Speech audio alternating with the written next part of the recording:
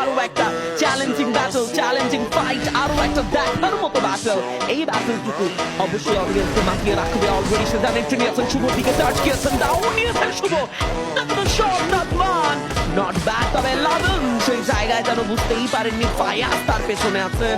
তবে এই বাইক প্রসেসটুকু কমপ্লিটের জন্য গিয়েছেন সাদমান, কমপ্লিট করতে পারবেন প্রত্যাশা রয়েছে সেই দিকে। তবে টিম বুস্টার থাকলে এই যাত্রায় হয়তো কিছুটা ইজি হতো, but right now no opportunity. And Shuvo okay সাদমানকে পাল্টা আঘাতটুকু দিয়েই যেন মাহফুজ ফায়াজ আবারও যেন শুভ পুরোপুরি দাঁড়িয়ে যাবেন। ফ্লিকার বের হয়ে গেছেন তিনি লং থেকে। আমার মনে হয় এই জায়গাটাতে সাপোর্টে কিছুটা পিছিয়ে ছিলেন। দেখুন যেখানে আসলে বাংলাদেশ টপ ওয়ানে 3টি প্লেয়ার প্রায় বলা যায় ডাউন হওয়ার পথে, ফ্লিকার যদি জাস্ট ফায়াজকে সেখানে ডাউনটা করতে পারতেন তবে এই ব্যাটল কিন্তু পুরোপুরি এক্সট্রিমের কাছে। বাট আমার মনে হয় না যে এক্সট্রিম এক্স এর পক্ষে এই মুহূর্তে আসলে সার্ভাইভ করাটা তো ইজি হবে, কারণ দেখুন ফ্লিকার জাস্ট ভ্যান্ডিং মেশিন পর্যন্ত এখন জাস্ট তার চেষ্টা পৌঁছে যাবেন। আশা করা যায় তার কাছে আসলে 200 টোকেন আছে, পৌঁছে